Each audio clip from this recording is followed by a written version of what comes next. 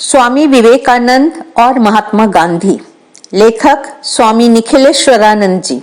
सचिव रामकृष्ण आश्रम राजकोट। गतांक से आगे। प्रारंभ से ही रामकृष्ण मिशन में अस्पृश्यता निवारण का काम शांतिपूर्वक सहज भाव से किया गया। भिन्न भिन्न जाति के लोग एक ही पंक्ति में भोजन ग्रहण करते हुए श्री रामकृष्ण परमहंस की इस उक्ति को भक्तों की कोई जाति नहीं होती चरितार्थ करते हैं। श्री रामकृष्ण मठ मद्रास द्वारा संचालित अस्पृश्यों की एक संस्था की गांधी जी से दिसंबर 1933 में भेंट हुई थी। उस समय उन्होंने कहा था, हिंदू धर्म में रामकृष्ण मिशन आत्मशुद्धि का आंदोलन है। इस भेंट के बाद ही गांधी जी ने हरिजनों के मंदिर प्रवेश का आंदोलन किया था। 29 अक्टूबर 1920 के यंग इंडिया में गांधी जी ने लिखा, स्वामी विवेकानंद पतितों को दलित कहते थे। निस्संदेह स्वामी जी द्वारा प्रयुक्त यह विशेषण उपयुक्त है। हमने उन्हें बहुत कुचला है, बहुत सताया है और ऐसा करके हम स्वयं दलित सिद्ध हुए हैं। स्वामी जी की तरह गांधी जी भी ईसाई मिशनरी द्वारा हो रहे अंतजों के धर्मांतरण के विरुद्ध थे। कोट्टयम के श्री रामकृष्ण मंदिर में 19/1/1937 को दिए गए प्रवचन में उन्होंने कहा, जिस धर्म में रामकृष्ण देव, चैतन्य महाप्रभु, शंकराचार्य एवं स्वामी विवेकानंद जैसे महापुरुष अवतरित हुए हैं, वो धर्म केवल कुसंस्कारों की छवि नहीं हो सकता। एक ईसाई उपदेशक से उलझते हुए गांधी जी ने कह दिया, जब आप अंतजों से यह कहते हैं कि रामकृष्ण को छोड़कर आपको ईसा मसीह को अपनाना होगा, तब आप निश्चिंत ही अपने लिए संकट मोल ले रहे हैं। भारतीय संस्कृति की अस्मिता। भारतीय संस्कृति की गरिमा को स्वामी जी और गांधी जी दोनों भली भांति समझ रहे थे। दोनों को पश्चिम के अंधानुकरण से घृणा थी। स्वामी जी की तरह गांधी जी भी शंकराचार्य, चैतन्य, कबीर, नानक जैसे महात्माओं को देश के सच्चे नेता मानते थे। भारतीयों को संबोधित करते हुए स्वामी जी ने लिखा, हे भारत, तुम मत भूलना कि तुम्हारे स्त्रियों का आदर्श सीता, सावित्री, दमयंती है। मत भूलना कि तुम्हारे उपास्य सर्वव्यापी उमानाथ शंकर है। मत भूलना कि तुम्हारा विवाह धन और तुम्हारा जीवन इंद्रिय सुख के लिए, अपने व्यक्तिगत सुख के लिए नहीं है। मत भूलना कि तुम जन्म से ही माता के लिए बलि स्वरूप रखे गए हो। मत भूलना कि तुम्हारा समाज उस विराट महामाया की छाया मात्र है। तुम मत भूलना कि नीच, अज्ञानी, दरिद्र, चमार और मेहतर तुम्हारा रक्त और तुम्हारे भाई हैं। हे वीर, साहस का आश्रय लो, गर्व से बोलो कि मैं भारतवासी हूँ और प्रत्येक भारतवासी मेरा भाई है।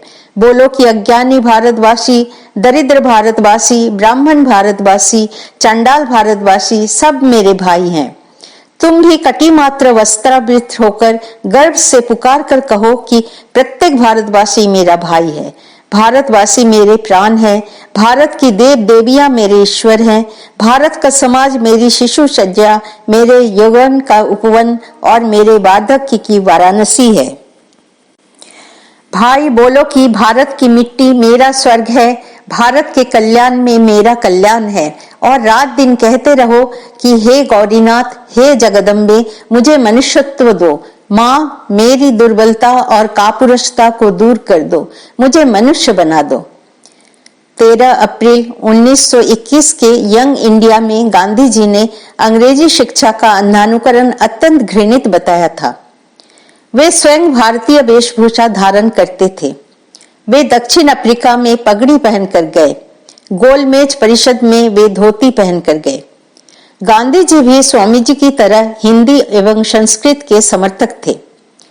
गांधी जी ने कहा था, स्वामी विवेकानंद संस्कृत भाषा के जिस महान सामर्थ्य की बात करते थे, मैं भी उसी में विश्वास करता हूँ। महिला जागृति के उद्गाता।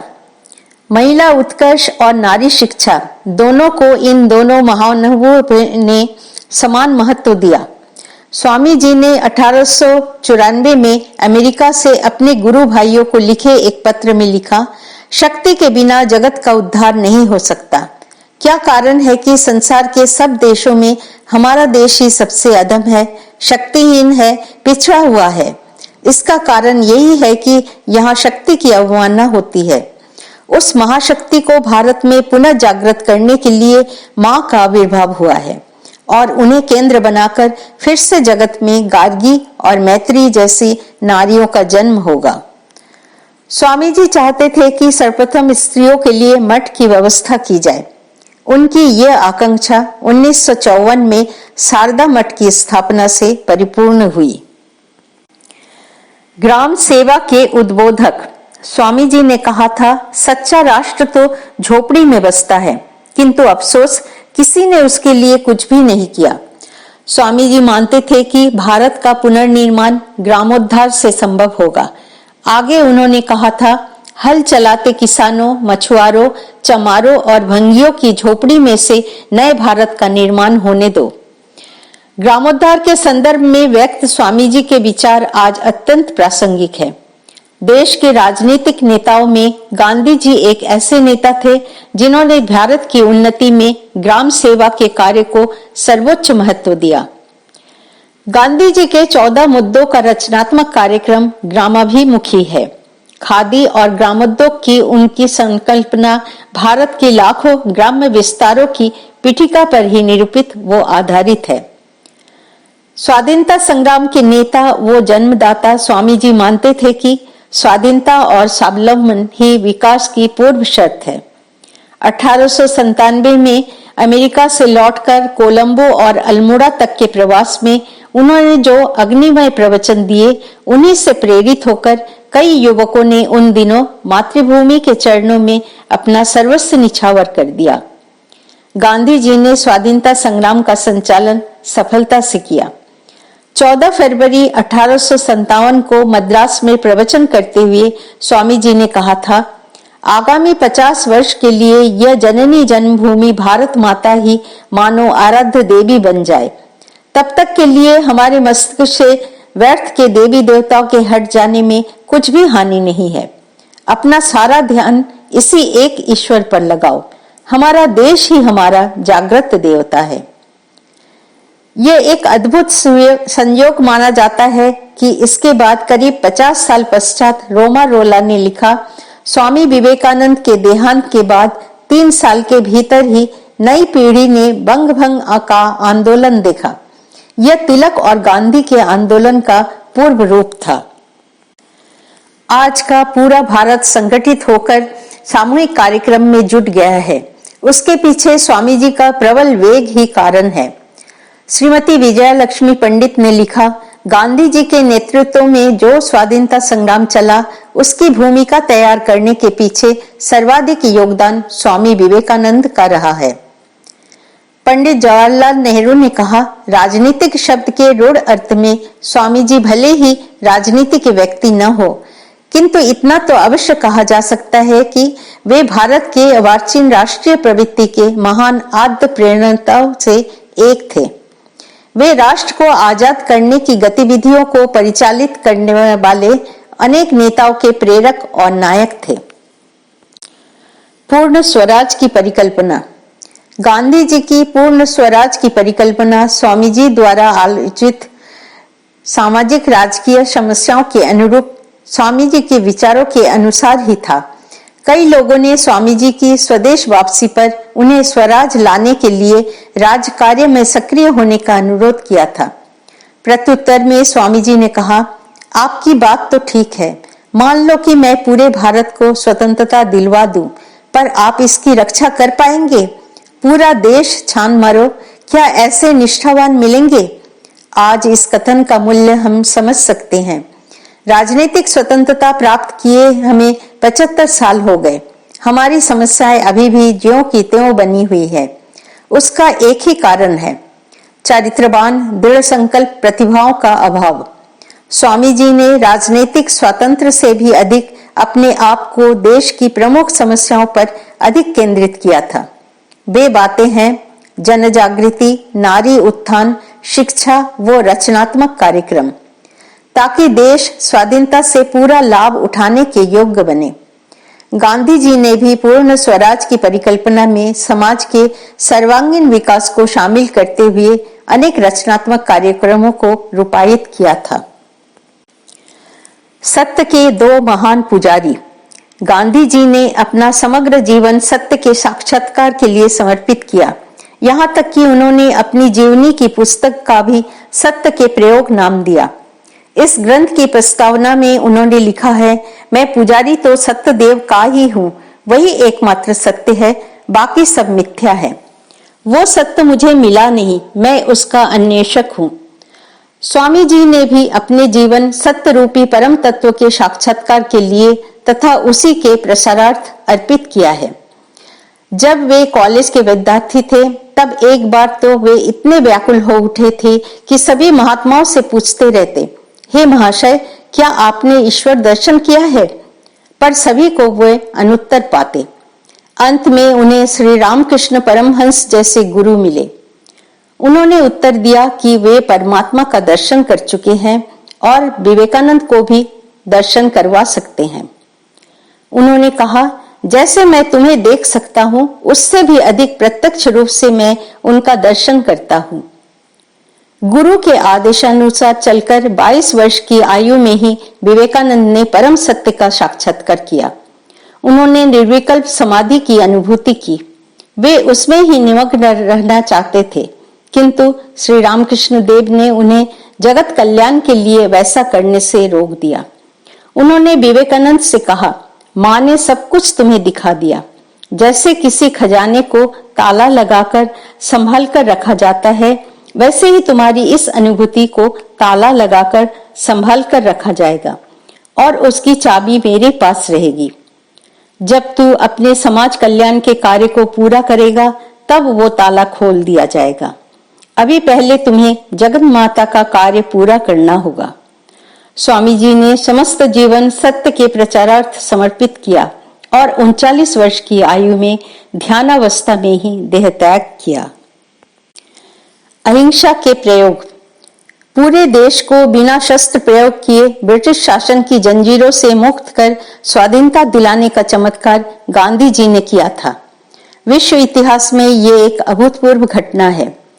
स्वामी जी ने अहिंसा के उच्चतम आदर्श को समझाते हुए यह कहा था, प्रतिकार शक्ति होने पर भी हम उसका उपयोग न करें, प्रतिकार न करें, उस शक्ति प्रयोग पर संयम बरतें, तभी हम प्रेम से कोई भव्य कार्य चरितार्थ कर रहे हैं। किंतु यदि हम में वो शक्ति ही न हो, फिर भी हम प्रेम भावना से प्रेरित होकर मानो आत्मवंचना कर रहे हैं, तो उससे प्रेम का कोई भव्य आदर्श स्थापित नहीं हो पाता। गांधी जी ने भी यंग इंडिया में लिखा था, अहिंसा और कायरता ये दोनों विरोधी शब्द हैं। अहिंसा सबसे बड़ा सद्गुण है और हिंसा सबसे बड़ा दुर्गुण। अहिंसा का उद्गम प्रेम से हुआ है और हिंसा का कायरता से, जो अन्य की पीड़ा के कारण बनती है। स्वामी जी ने भी यही कहा था कि प्रतिकार की भावना दुर्बलता से जन्म लेती है। अहिंसा और प्रेम के इसी आदर्श का पूरे देश में सत्याग्रह आंदोलन के रूप में कार्यान्वित करने का श्रेय गांधी जी को मिला। श्री रामकृष्ण देव के दो महान भक्त। स्वामी जी को अपने गुरु श्री रामकृष्ण देव के प्रति कितना उत्कट भक्ति भाव था, यह तो सर्वविदित है, किंतु गांधी जी को भी श्री रामकृष्ण के प्रति अपार श्रद्धा और प्रबल भक्ति भावना थी, यह बात कोई नहीं जानता। गांधी जी श्री रामकृष्ण को ईश्वर का अवतार रूप मानते थे। श्री रामकृष्ण देव के महान चरित्र से गांधी जी ने सर्वधर्म समन्वय, त्याग, ब्रह्मचर्य, सत्याचरण, अहिंसा आदि की शिक्षा ग्रहण की थी। गांधी जी के जीवन चरित्र काइंडली लाइट में भी लिखा गया है, श्री रामकृष्ण के प्रति गांधी जी का उत्कट प्रबल भक्तिभाव था। इस धरती पर श्री रामकृष्ण से अधिक अलौकिक अभिव्यक्ति अन्य किसी में नहीं पाई गई। फ्रेंच मनीषी रोमा रोला ने 4 अक्टूबर 1926 के दिन अपनी दैनंदिनी में लिखा, श्री धनगोपाल मुखर्जी के साथ संवाद से जाना गया है कि गांधी जी श्री रामकृष्ण के आध्यात्मिक सम्मोहन में आ गए हैं। वे श्री रामकृष्ण के जीवन चरित्र से अधिक दिव्यतर अन्य किसी बात को स्वीकार नहीं करते। रोमा रोला द्वारा लिखित श्री रामकृष्ण एवं विवेकानंद विषयक ग्रंथों को पढ़कर गांधी जी अत्यधिक प्रभावित हुए थे। मादलेन रोला के 6/1/1933 के पत्र में गांधी जी ने लिखा था, कृपा करके ऋषि अर्थात रोमा रोला से कहना कि रामकृष्ण एवं विवेकानंद पर लिखे उनके ग्रंथों को कुछ ही दिन पहले पढ़ा। इससे जीवन में मुझे पहली बार अत्यंत आनंद का अनुभव हुआ और हिंदुस्तान के प्रति उनके प्रेम को मैंने और भी अधिक पूर्णता से प्राप्त किया। 1926 में अद्वैत आश्रम कलकत्ता द्वारा प्रकाशित श्री रामकृष्ण की अंग्रेजी में लिखी गई जीवनी की प्रस्तावना में गांधी जी ने लिखा, श्री रामकृष्ण परमहंस की जीवनी गाथा एक स्व आचरित धर्म की कथा है। उनका जीवन हमें ईश्वर के प्रत्यक्ष दर्शन के लिए सक्षम बनाता है। उनकी जीवनी को पाठकों को यह बात अवश्य प्रतीत होगी कि केवल एक ईश्वर ही सत्य है, बाकी सब मिथ्या है। श्री रामकृष्ण भक्तिभाव की जीवंत प्रतिमा थे। उनके वचन केवल विद्वतापूर्ण दिमागी व्यायाम नहीं है, उनके स्वयं जीवन उसमें मुखरित हुआ है। उसमें उनके स्वानुभवों का निदर्शन है। यही कारण है कि पाठक उससे अत्यंत प्रभावित होते हैं। अनास्था के इस युग में रामकृष्ण एक ज्वलंत श्रद्धा और जीवंत विश्वास की प्रतिमूर्ति बने हुए हैं। उनका जीवन एक उदाहरण के रूप में हजारों लोगों की आस्था व आश्वासन का रूप है। यदि हमें ऐसा आश्वासन न मिलता तो हम जीवन भर एक उच्चतम आध्यात्मिक प्रकाश से वंचित रह जाते। श्री रामकृष्ण का जीवन अहिंसा का संदेश है। उनका प्रेम भौतिकता से या अन्य किसी भी सीमाओं से परे है। रामकृष्ण मिशन और गांधी जी। स्वामी विवेकानंद द्वारा स्थापित रामकृष्ण मठ एवं रामकृष्ण मिशन उनके विचारानुसार राजनीति से अलिप्त रहे हैं। यही कारण है कि गांधी जी के असहयोग आंदोलन में इस संस्था ने सक्रिय भाग तो नहीं लिया, किंतु स्वामी जी के विचारों से मिलते जुलते गांधी जी के रचनात्मक कार्यक्रमों को अपनाया था। गांधी जी के रचनात्मक मिशन की कई गण्यमान्य संतों ने प्रशंसा भी की है। रामकृष्ण मिशन व मठ के द्वितीय परमाध्यक्ष स्वामी शिवानंद जी महाराज ने 1922 में एक स्थान पर लिखा है, महात्मा गांधी वास्तव में अनेक प्रकार की शक्तियों से विभूषित हैं। स्वामी विवेकानंद ने अपने प्रवचनों में भारत का हित किस बात में है इसका उल्लेख किया है। मूलतः भारत के पुनरुद्धार की दृष्टि से उन्होंने आज से 25-30 वर्ष पहले जो समाधान निर्दिष्ट किए थे वे थे अस्पृश्यता निवारण, दलित समाज की उन्नति, आम जनता की शिक्षा आदि। उन सभी दिशाओं का प्रचार आज गांधी जी के द्वारा हो रहा है। गांधी जी भी रामकृष्ण मिशन और मठ के प्रति गंभीर श्रद्धा रखते थे।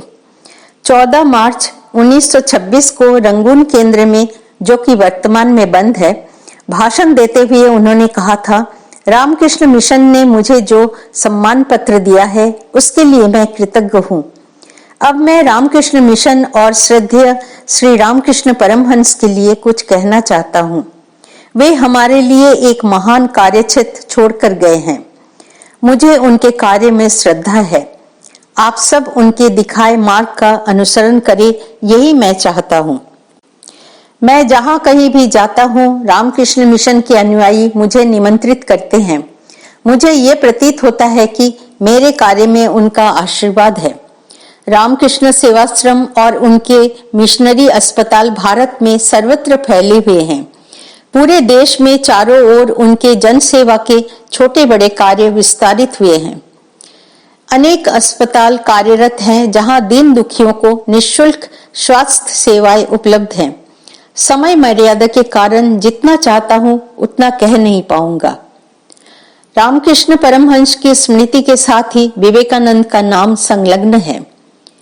विवेकानंद की प्रेरणा से सेवाश्रम चारों ओर विकसित हुए हैं। अपने गुरु को पूरे विश्व में प्रतिष्ठित करने वाले वे ही थे। ऐसे सेवाश्रम निरंतर विस्तृत हो, यही मेरी प्रभु से प्रार्थना है।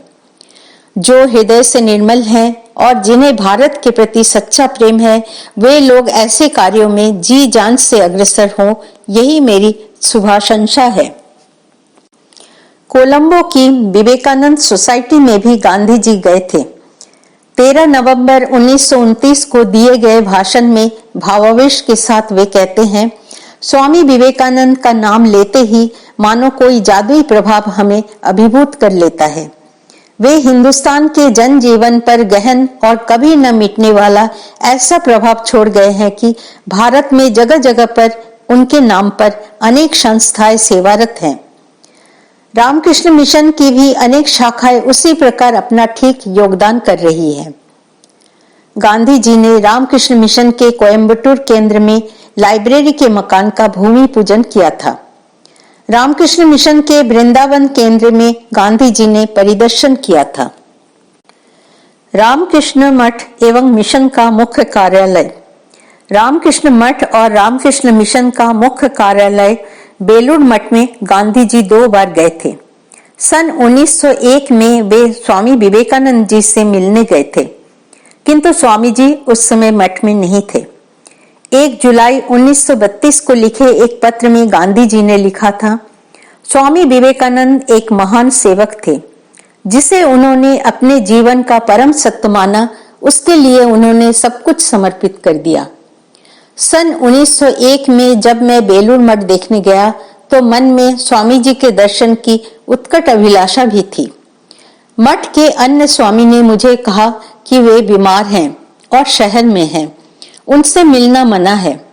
तब मैं अत्यंत निराश हो गया था। स्वामी विवेकानंद की जन्म तिथि 6 फरवरी 1921 में गांधी जी फिर एक बार पंडित मोतीलाल नेहरू, मोहम्मद अली आदि के साथ बेलूर मठ गए थे।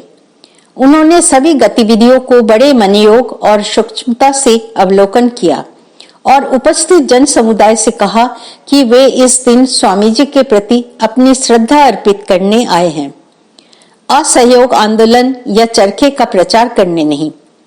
उन्हीं के शब्दों में यह बात सुने, मुझे स्वामी विवेकानंद के प्रति अत्यंत सम्मान है। मैंने उनकी अनेक पुस्तकों का अध्ययन किया है। मुझे प्रतीत हुआ कि इस महापुरुष के कई आदर्शों से मेरी विचारधारा का मेल है। स्वामी जी यदि जीवित होते तो राष्ट्रीय जागृति में हमारे सब प्रकार से सहायक होते। उपसंहार।